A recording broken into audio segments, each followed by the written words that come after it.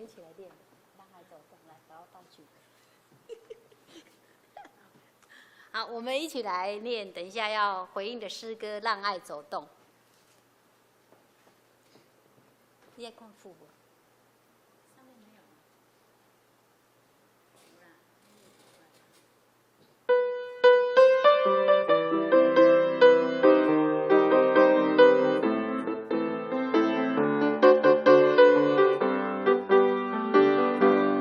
走过伤心，走过泪水，让每一颗心再次飞起来，用力的心伸出双手，让每一个灵魂再次活过来，让爱走动，让你的爱化成希望的种子，让风吹起，编织美丽的梦。让爱走动，让你的爱化成温柔的拥抱，让阳光编织闪烁的梦。我们再一次，走过伤心，走过泪水，让每一颗心再次飞起来，用力的心伸出你手，让每个灵魂再次活过来，让爱走动，让你的爱化成希望的种子，随风扬起，编织美丽的梦。让爱走动，让你的爱化成温柔的拥抱，让阳光编织闪烁着的梦。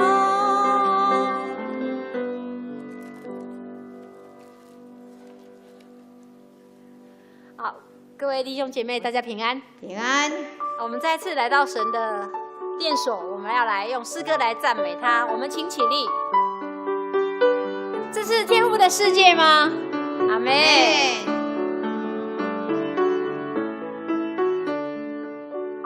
这是天父世界，我们的倾听，宇宙整个是会响应，星辰昨日同声。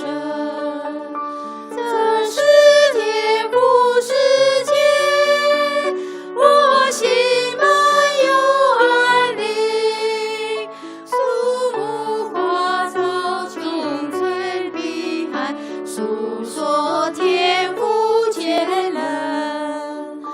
这是天父世界，小鸟展翅飞鸣，清晨明亮，好花美丽，证明天理精神。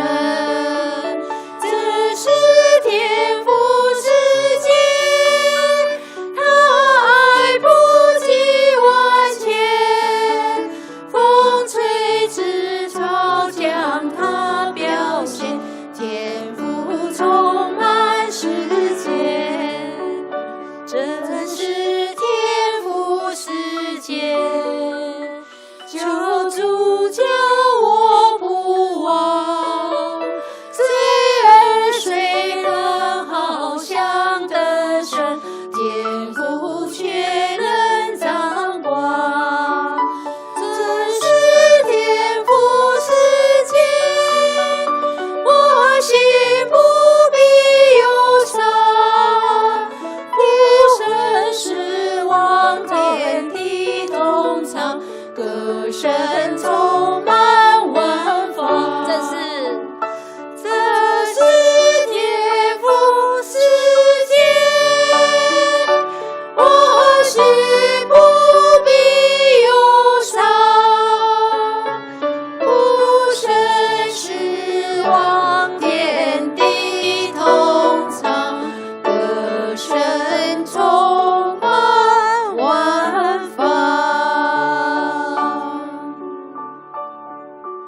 算什么？神啊，你竟然顾念他；我们算什么？你竟然如此的爱我们。耶稣，谢谢你，你用你的爱吸引了我。我们要快跑跟随你脚步。耶稣，你是我的至宝。耶稣，你是我的至宝，胜过金银财宝。你同在比什么都好。谢谢你陪我到老。耶稣，你是我的至宝，在你里面有平安。谢谢你听我的祷告，恩典将我围绕。你用你的爱吸引我，快跑跟随你脚步，领我走天涯到海角，走在恩典道路。主啊，我爱你，你真好，做我一生依靠。谢谢你爱我像个宝，我也是福到老。耶稣，你是我的至宝，胜过金银财宝。你同在比什么都好。谢谢你陪我到老。耶稣，你是我的至宝，在你里面有平安。谢谢你听我的祷告，恩典将我围绕。你用你的爱吸引我，快跑跟随你脚步，领我走天涯到海角，走在恩典道路。主啊，我爱你，你真好，做我一生依靠。谢谢你爱我像个宝，我也顺服到老。你用你的爱，你用你的爱吸引我，快跑跟随你脚步，领我走天涯到海角，走在恩典道路。主啊，我爱你，你真好，做我一生依靠。谢谢你爱我像个宝，我愿顺服到老。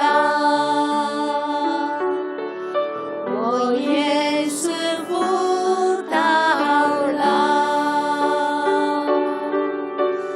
我愿顺服到老。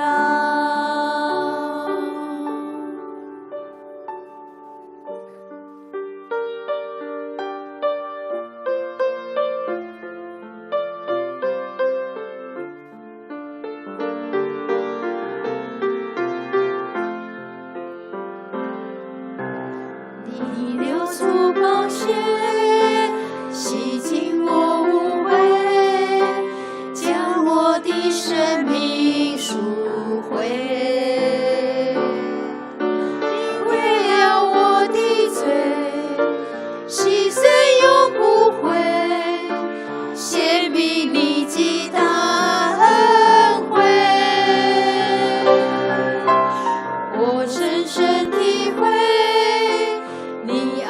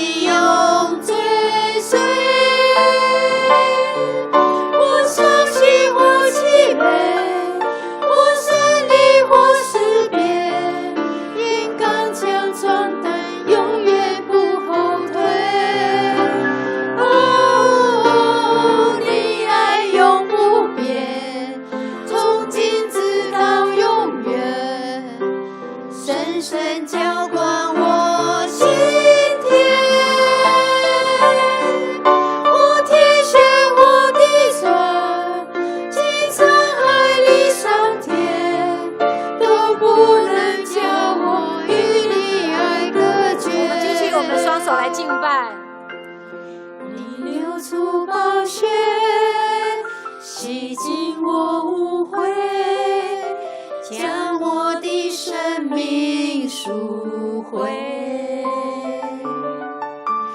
为了我的罪，牺牲永不悔，显明你极大恩惠。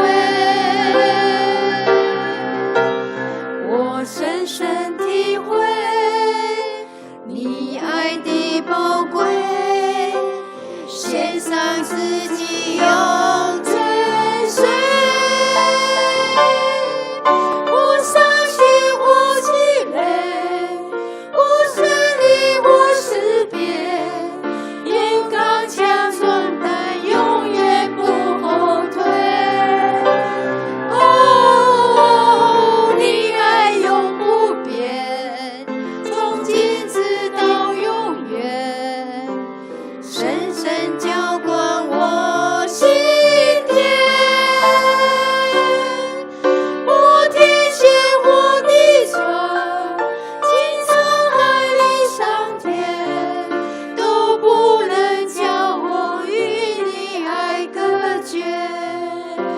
哦，你爱永不变，从今直到永远，深深浇灌我心田。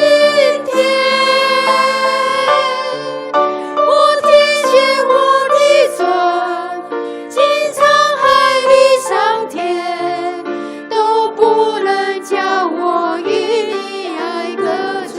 或天险或地船，我天险我地船，经沧海里上天，都不能叫我与你爱隔绝。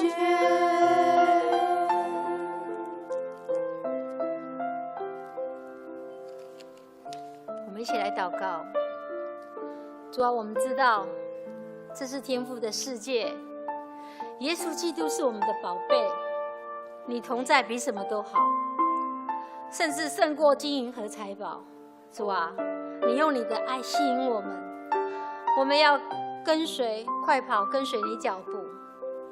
主啊，谢谢你，谢谢你成为我们一生的永依靠，因为你的爱永不变，从今时到永远。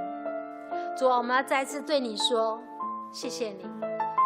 或天险或地转，经沧海历桑田，都不能叫我们与你的爱隔绝。主啊，愿你悦纳我们今天的敬拜，孩子的感谢祷告祈求，奉耶稣基督的名求，阿们。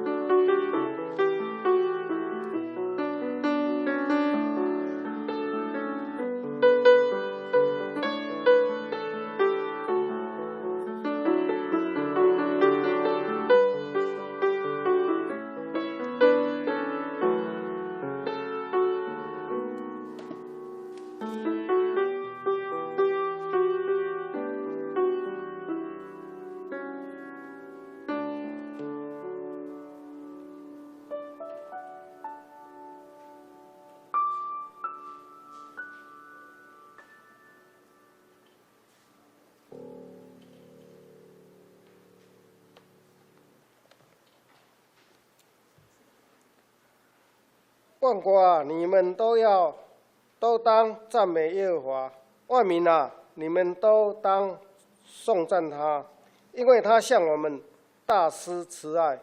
耶和华的诚实存到永远，你们要赞美耶和华。让我们同心来祷告。亲爱的天父，我们感谢你，感谢你怎样爱我们，赏赐你的独生圣子，替我们牺牲性命，流出宝血，洗净我们的罪，这是何等无比的爱！我们要这么来爱你，一生跟随你，主啊！我们感谢你，全球肺炎疫情严重，但是你依然保守台湾，使疫情得到控制，使大家平安。感谢主，恳求主，你施恩怜悯世界各国，使他们的疫情也能稳定。有真好的医疗团队，快快的研发疫苗出来，让大家过着平静的生活。主啊！我们感谢你，主啊！我们谦卑来到主的面前，用心灵和诚实来敬拜你。愿你圣灵充满我们，让牧师所说的话成为我们日常生活的准则，让说的和听的都得到利益。愿上帝祝福还没来到教会的兄弟姐妹，一切平安顺利。我们这样祷告，都是奉主耶稣的圣名求，阿们。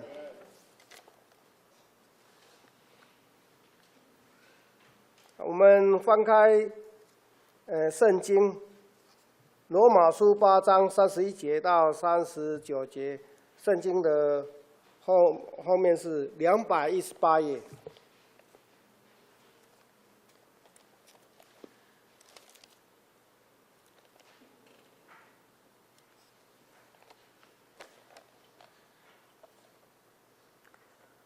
既是这样，还有什么说的呢？神若帮助我们，谁能抵挡我们呢？神既不爱惜自己的儿子，为我们众人舍了，岂不也把万物和他一同白白的赐给我们吗？谁能控告神所拣选的人呢？有神称他们为义了，谁能定他们的罪呢？有基督耶稣已经死了，而且从死里复活，现今在神的右边，也替我们祈求。谁能使我们与基督的爱隔绝呢？难道是患难吗？是困苦吗？是逼迫吗？是饥饿吗？是赤身肉体吗？是危险吗？是刀剑吗？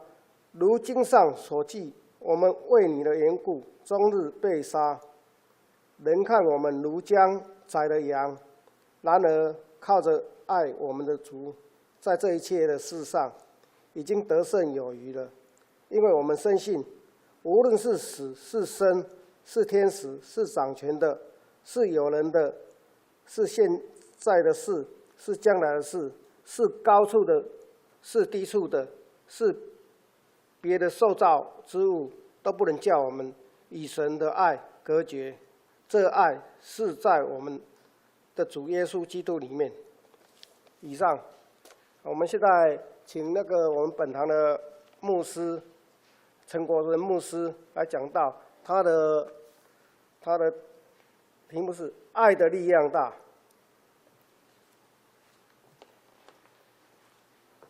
各位弟兄姐妹，大家平安。祝大家有一个端午节的连假。有一句话，这是台湾的俗语爱用台语念，叫做“还未食5日祭粽，破香啊唔甘放”。意思是说，还没有吃到端午节的粽子这一件破的棉袄或者是大衣、棉被不敢收起来。为什么？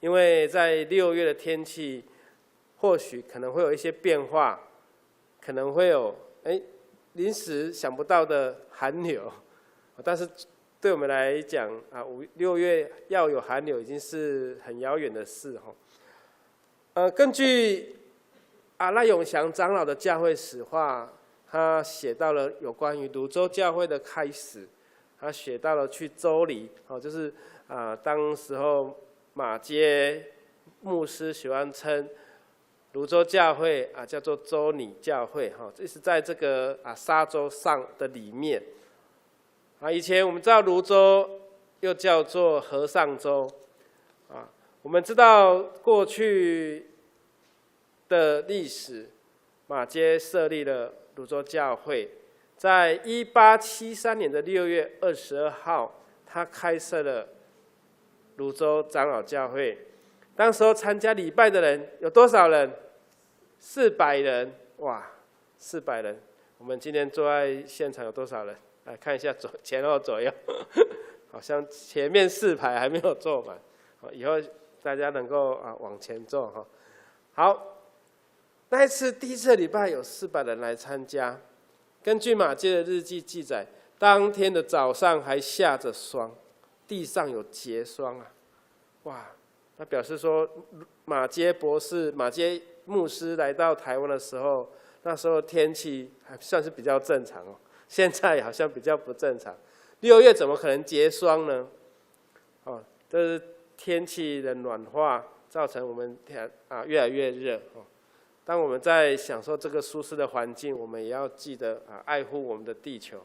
牧师曾经在环境主日讲了一个事实，就是说这句话我们一定要记得：当你丢出去的垃圾，请记得它到最后会到你的餐桌上面来，因为食物链，因为环境的关系你不要以为这是不可能因为在野生的渔夫所捕到的鱼的里面的肚子竟然有塑胶的一些残留的粒子所以愿神帮助大家他吃的都要很健康今年的6月22号是礼拜一，我们泸州教会过了第147岁的生日很安静的一个礼拜一。你们知道在多久泸州教会要进入第150年？还有几年？3年。感谢主。跟旁边的人说，我们150年感恩礼拜见。意思就是说，我们要身体健康，要求主让我们能够在2023年的6月22号或者是6月的时候，当我们在庆祝泸州教会设教第150周年的时候，我们都能够在感恩礼拜的现场一起来服侍，一起来敬拜主。跟一些同工、一些信徒勉励说，我们能够参加多少次教会的50禧年？2023年是泸州教会要进入第3个禧年。请问第2个禧年100岁的时候有参加的，请举手。没有人。或者在座的你是20几岁10几岁的，请举一下手来。你不到20岁的，20岁以下的，嘉义你是吧？那50年以后你几岁？那大概就是200周年的时候，你还有这个荣幸，你还有那个精神，你还有个体力可以参加。老新今年40多岁要快要60岁了所以在55年以后，泸州教会第200周年第4个禧年的时候，我不知道我都参加无我要求上帝我活到100岁那我能够活到100岁，才有那个荣幸来参加，而且要身体很健康。感谢神让我们为教会要进入第150年来祷告，也来预备，让我们进入第3个禧年。我们是何等的福分因为有人第4个禧年可能已经在天堂了但是有些人你可能会遇到第4个禧年愿神祝福大家。我们一起来祷告。主，我们是你所拣选的器皿，为了得着这个福分，蒙你恩典的拣选，成为你的儿女。主，无论是死是生，是天使，是掌权的，是有能的，是现在还是将来，我们都无法跟耶稣基督的爱来隔绝，我们也无法跟神的爱隔绝。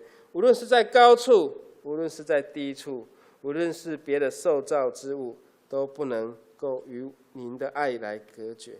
神眷顾我们，让我们得着您所赐给儿女的力量，来胜过世上所有的一切。祷告奉靠得胜的基督的名，阿们。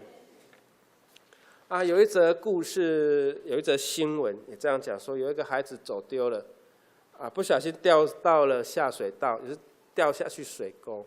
就是小孩子可能乱跑乱玩，不小心，可能工地在施工，就掉下去了。大家都找不到，他以为这个孩子不见了。就隔天有一个妇女要到这个拖地的污水，突然发现说，下水道有孩子哭泣的声音，动物掉下去下水道是常有的事啊。所以119那个妇女就打电话给119来打开这个下水道的这个盖子，然后进入这个下水道来救这个孩子。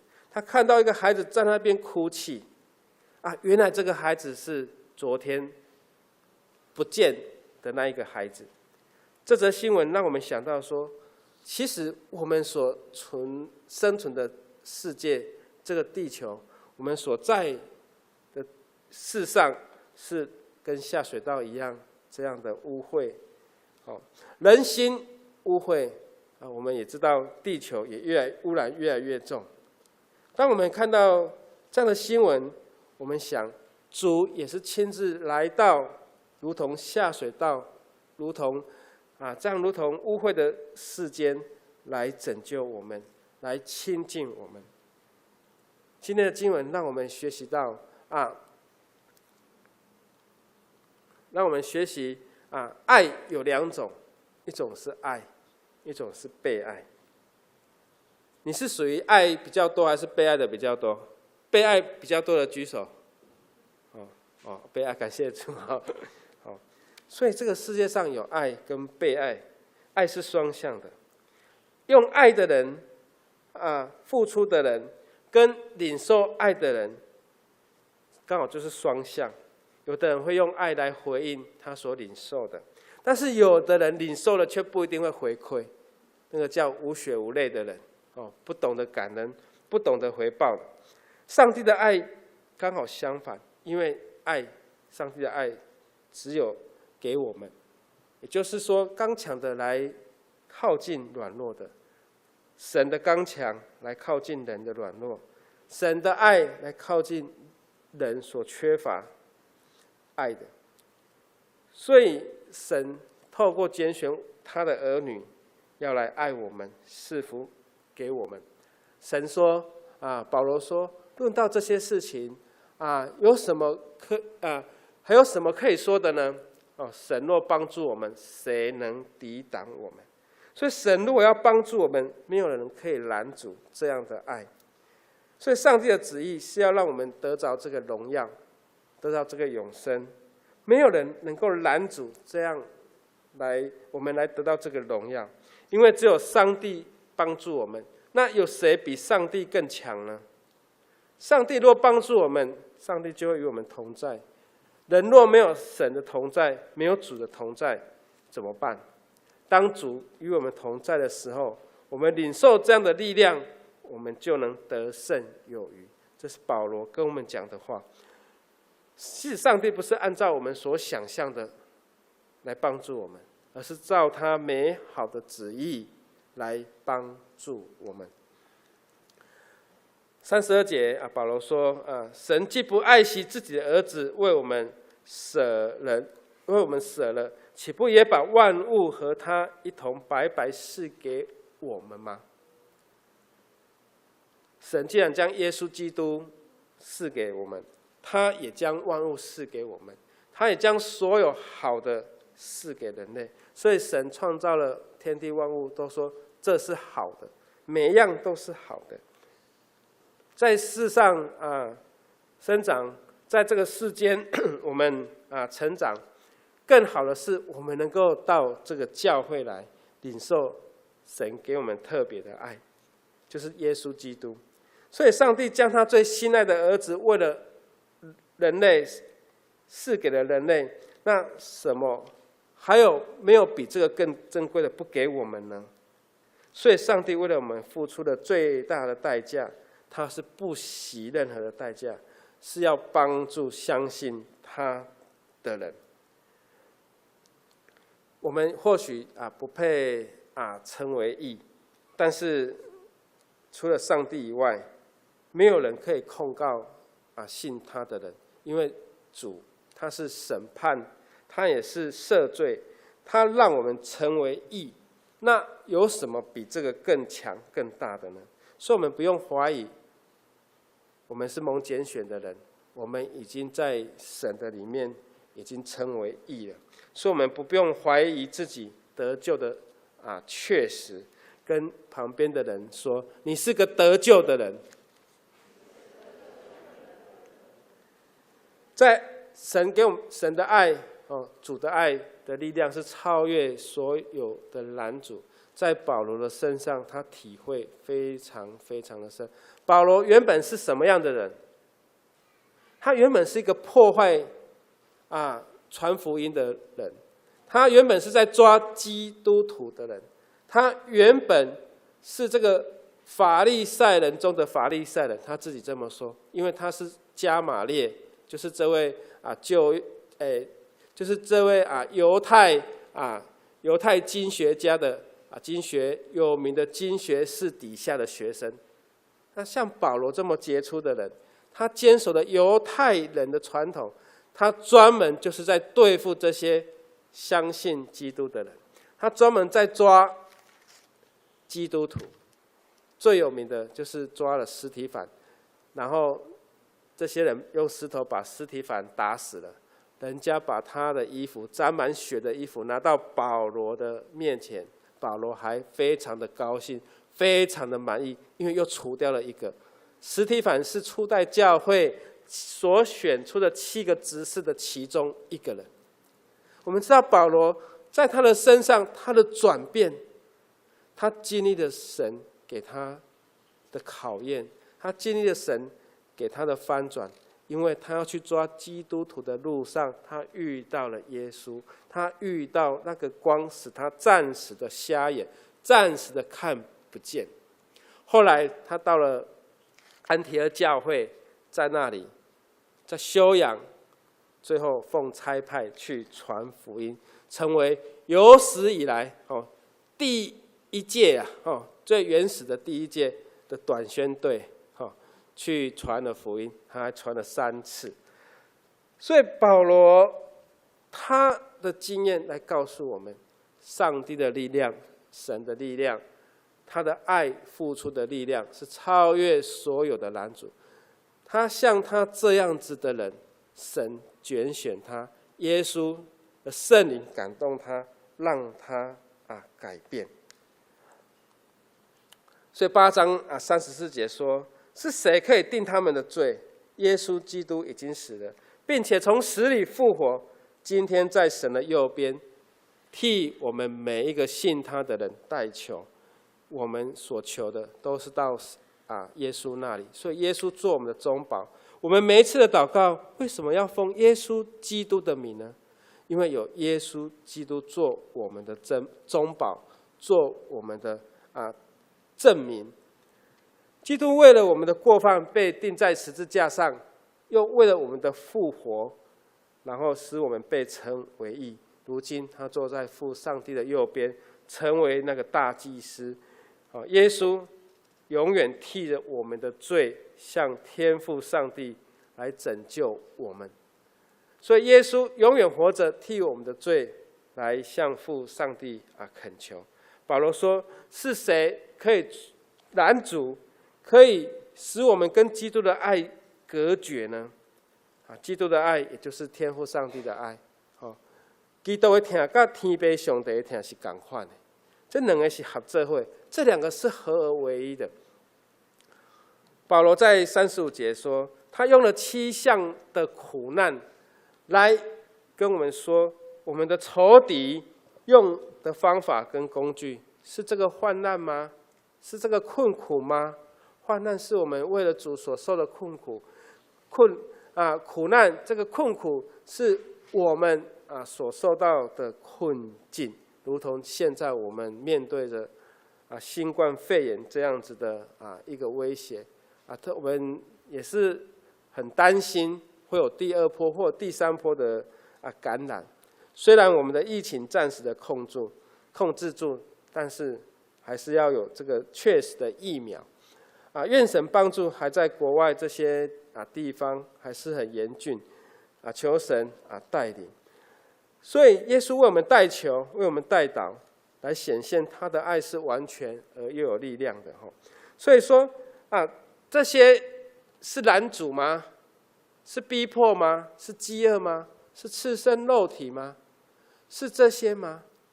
在18世纪是一个贩卖黑奴的时代，许多国家，特别是欧洲还有美洲大陆这些国家，他们买进黑奴来从事这些很苦力的这些工作，或者是家里面的佣人，奴隶是用买的。可是在那个时代，有人向黑人传福音，黑人信主很快，他们所受的苦就如同保罗所诉说的逼迫、饥饿赤身肉体。不用想说这些雇用黑奴的家庭，他们是会恩待这些黑人，是不可能的。所以有一本书叫做兄弟相爱撼山河，8个基督徒为了黑人的自由，为了能够让英国废除黑奴法律，一直奋斗，一直努力。到了1832年终于废止了奴隶这样的条款，然后世界各国也纷纷的响应，所以慢慢就废除了黑奴。后来英国的殖民地的国家，因为没有黑奴的嘛，他们也需要人力，他们要去哪里找人力呢？就从那时候是清朝嘛，就从中国，就从清朝那边，特别是广东、福建、浙江、海南岛，就去那边招聘一些佣人或者是工人，到哪里？到新加坡，到马来西亚，然后到印尼，就是那个是头一批去东南亚的华人，就是有这样的移民，因为没有黑奴了，所以他们就要从亚洲这边，然后有些人到美国，特别是旧金山，有人到了加拿大去。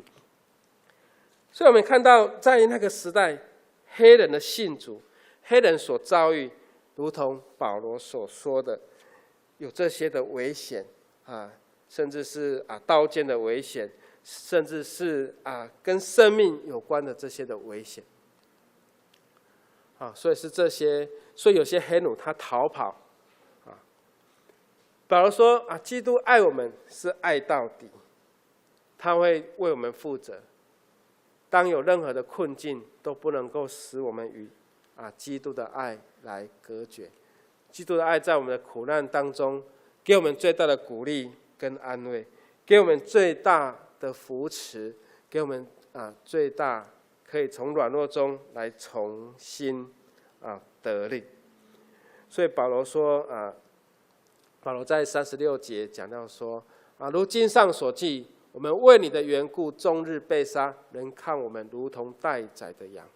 保罗写罗马书的时候，罗马城内开始有逼迫基督徒这样子的事开始在发生，所以保罗要勉励在罗马城的信徒，他们能够坚守信仰，在遇到逼迫患难的时候，他们的信仰不致动摇。所以这些如同待宰的羊如同这些被逼迫患难的人。所以保罗说，死亡的恐惧并不是我们的失败或跌倒的理由。保罗引用的这一段经文是从44篇的22节，从诗篇的44篇的22节，从这边引用来勉励我们每一个蒙拣选的人。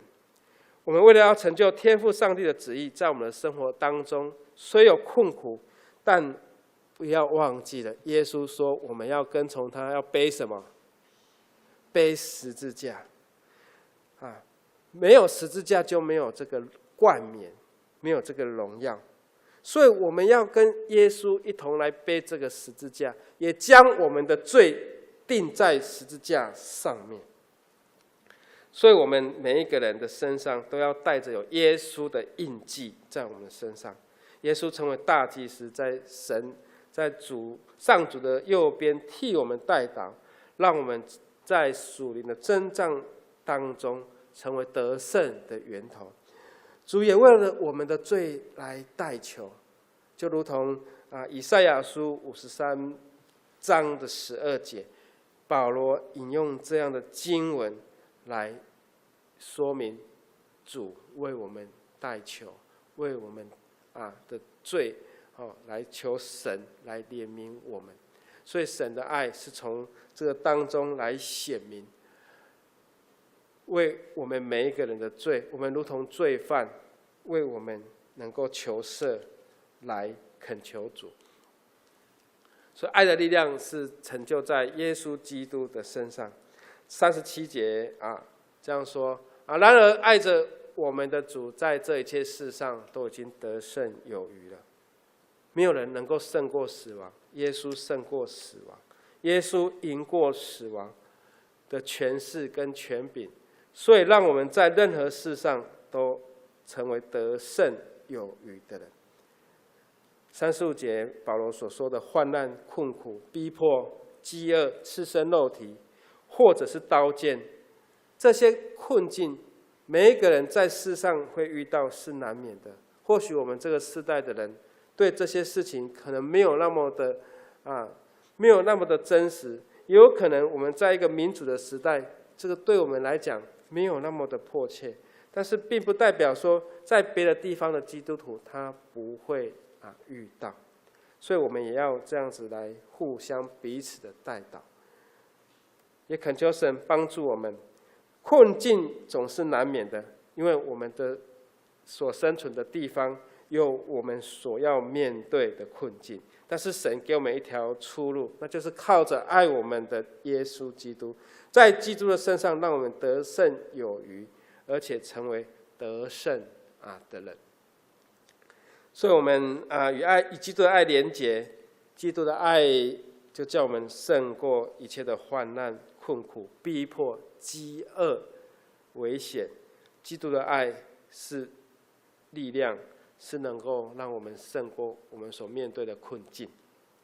38节到39节保罗说，无论是死是生是天使是掌权，现今将来有权能，或者是高处低处，或者是别的受造物，没有办法叫我们与神的爱隔绝。这个爱在哪里？在耶稣基督里。这一切的事上，叫我们已经得胜有余，也叫我们胜过患难的秘诀，就是在耶稣基督里，不叫我们与神的爱，不叫我们与基督的爱隔绝，因为主做我们的担保，让我们不再忧虑，不再惧怕。上帝爱照着我们的像，照着我们有神的像来塑造我们，让我们越来越符合他理想的条件。这就是天父上帝给我们的恩惠。是的，人的爱大多带有一些条件，但是我们要确信神的爱在耶稣基督的身上所成就的，是不用我们付，是不用我们要回报的，只要我们相信。有一出短片叫做《最美的奉献》，这个记录了一对父子档，他们的事情。这个最美的奉献它是一个短片，等一下会播放给大家看。它记录了有一个瑞克就是这个小 baby 他出生的时候因为脐带绕颈而脑部缺氧，成为脑性麻痹的人。医生说建议他们父母说等他长大以后就可以给他送到疗养院，因为他可能会像植物人一样。但是瑞克的父母不愿意这样做，他们决定让瑞克成为一个跟你我都一样活得精彩的人。所以在他12岁的时候，在他的那头脑就装了一个可以跟外界沟通的电脑设备。这个在当时这种设备是非常的高贵、非常的先进的。那透过这个设备，家里的人终于知道说，瑞克的想法。有一次，他的父亲叫做迪克，迪克跟瑞克说，你要什么？然后瑞克的反应说，我想跑步。哇，父亲收到了这样子的一个讯息之后，他就开始跟瑞克一起跑步。陪孩子一起跑步，那孩子不会跑怎么样？他就推着他跑，然后要完成孩子的心愿。他甚至为了孩子参加了3项铁人的竞赛，铁人3项，要游泳游3.9公里，单车要骑180公里，马拉松要跑42公里。有没有人参加过3项铁人？没有。我在当兵只跑过5000公尺，我就觉得很厉害了，5公里哦。所以你看，这样还要游泳，还要骑单车，还要跑步。这位迪克为了让孩子实现他的愿望，他就一直努力。在游泳的时候，就将他绑在橡皮艇上，然后他拉着橡皮艇，一起往前游。在骑单车的时候在骑单车的时候就用推车推着他跑，推着轮椅往前跑。当他们2个抵达终点的时候，哇，很多人都含着泪水，很多人都没够叮当他们到终点的时候，很多人都因为这样感动。你看那个父亲越跑越老了，因为当他要开始帮孩子跑步的时候，他已经不年轻了，而且他还去世界各地参加这样子的比赛。这对父子真是令人感动。迪克准备比赛的时候已经不年轻了，但是他只为了孩子的心愿，为了孩子能够在跑步里面得到快乐。他们一共跑了30多年，33年。他们2位现在都还活着。在竞赛结束之后，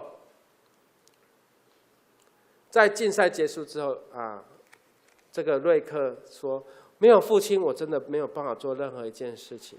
但我一生最想做的事情，就是说，让我可以推爸爸，来，他坐在椅子上，我推他一次。”迪克说：“没有孩子瑞克，我也没有办法完成任何一件事情，因为我只是把我的双手、双背、双腿借给我的孩子使用。”能让他快乐是天底下最幸福的事。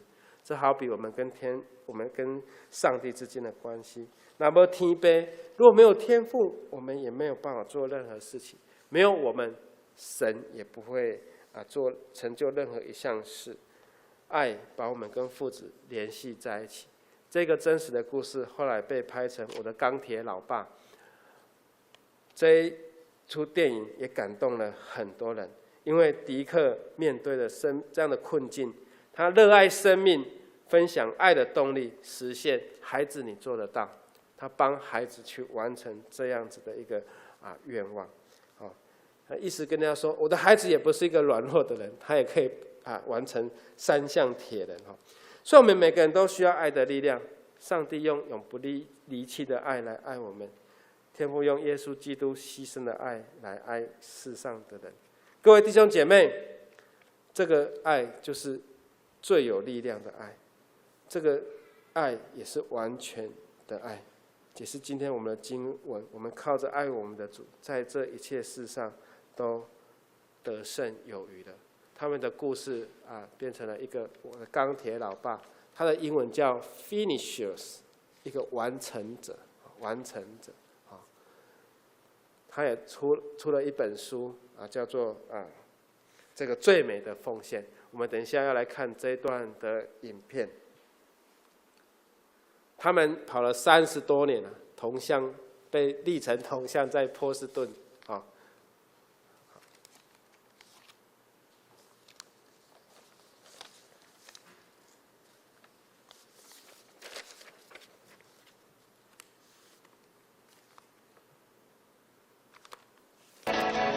在那场比赛后，迪克爸爸开始训练自己成为跑步选手，也为瑞克打造适合跑步的轮椅。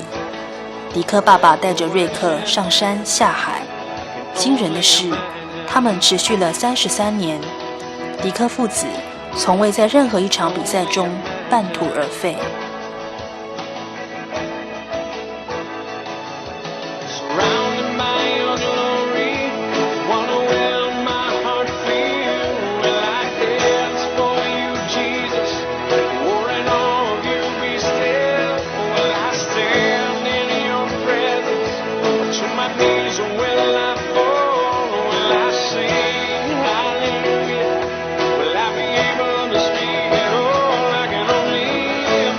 迪克爸爸说：“我只是把我的双臂和双腿借给我的儿子使用，能让瑞克快乐是天底下最幸福的事。”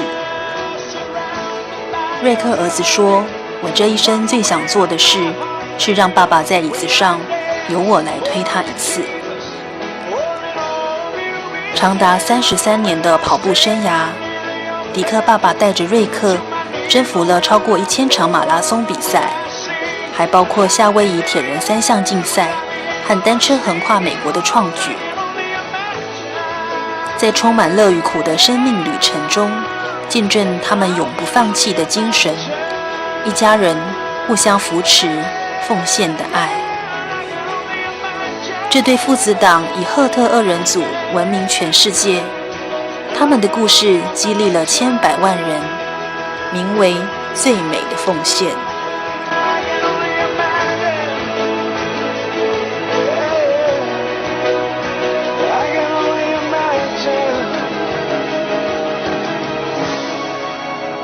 I can only imagine when all I would do is forever, forever worship you.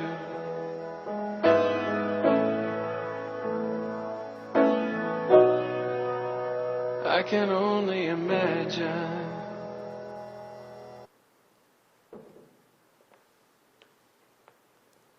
愿主爱的力量超越在世上这样子的父爱在我们的身上。我们一起来祷告。主，我们谢谢你，让我们从你领受爱的力量。主帮助我们，让我们在患难、在忧虑、在困苦当中，你来帮助我们。特别让我们的心能够得到安慰，得到力量的泉源。愿主你的爱来帮助我们，因为在世上没有任何的事可以拦阻我们与你亲近，也没有办法决断、阻断基督的爱在我们的身上。主帮助我们，拣选我们，让我们蒙神你的恩典，让我们也成为你悦纳的器皿，来盛装你给我们丰富的慈爱跟恩典。主来帮助我们。让我们知道神的爱、主的爱的力量是大、长、阔、高深，帮助我们祷告、线上祷告都是奉靠得胜的基督的名来求，阿们。感谢牧师的证道现在我们来唱回应诗《让爱走动》，请起立。唱2次。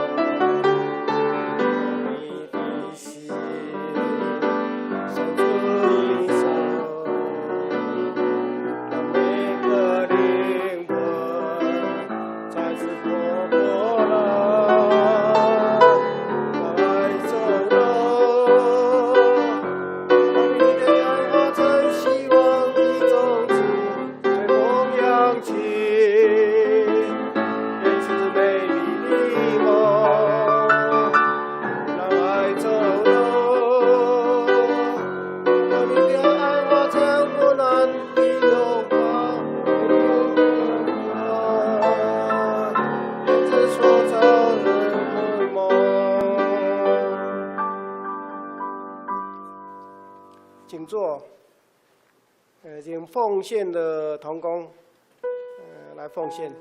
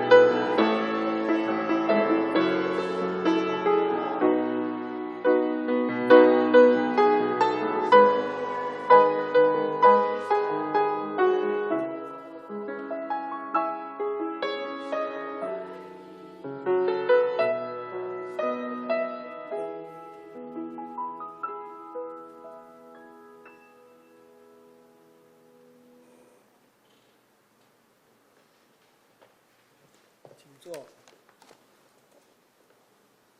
我们来念军句，在那个周报的下面，念2次哈。开始。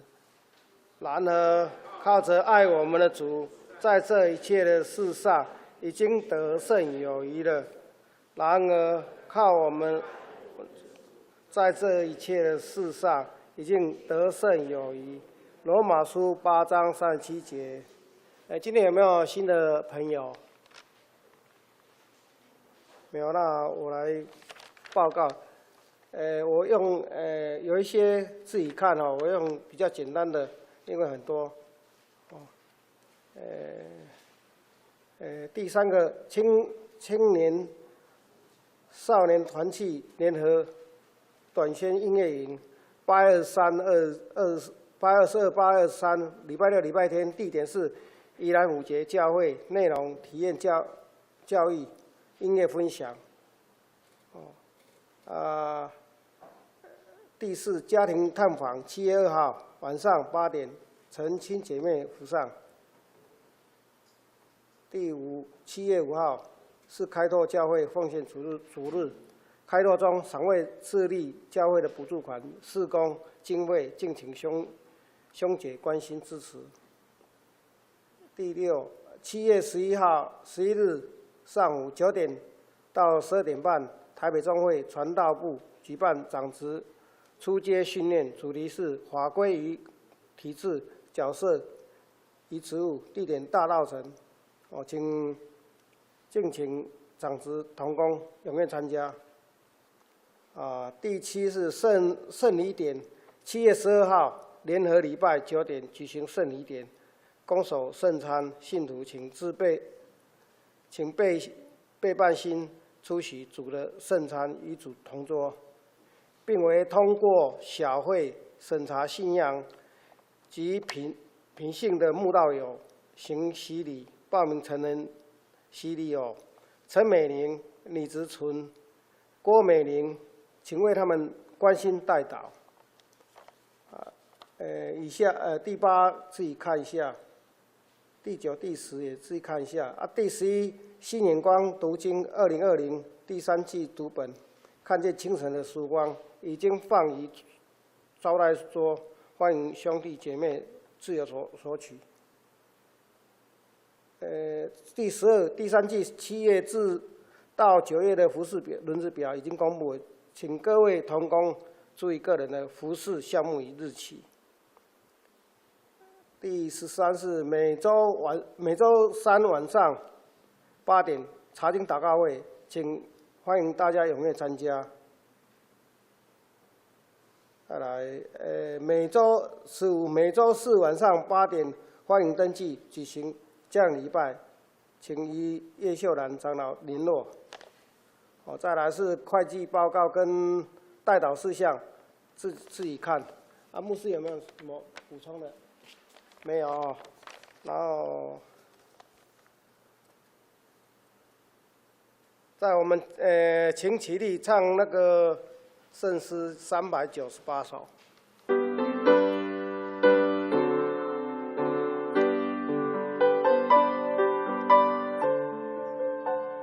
唱完，请牧师代祷。祝祷。有耶稣基督显明恩典救赎，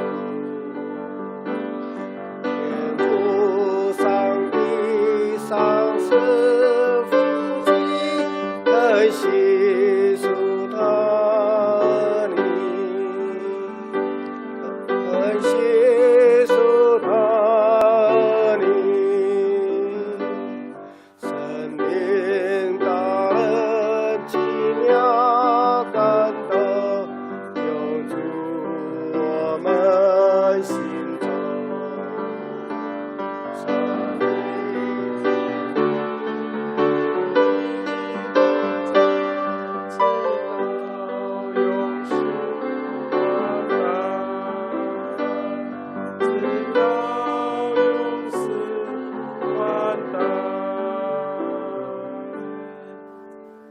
一起来领受从天而来的赐福。愿主耶稣基督的恩惠、天父上帝的慈爱、圣灵的感动，常与你们同在，从今时直到永永远远。阿们。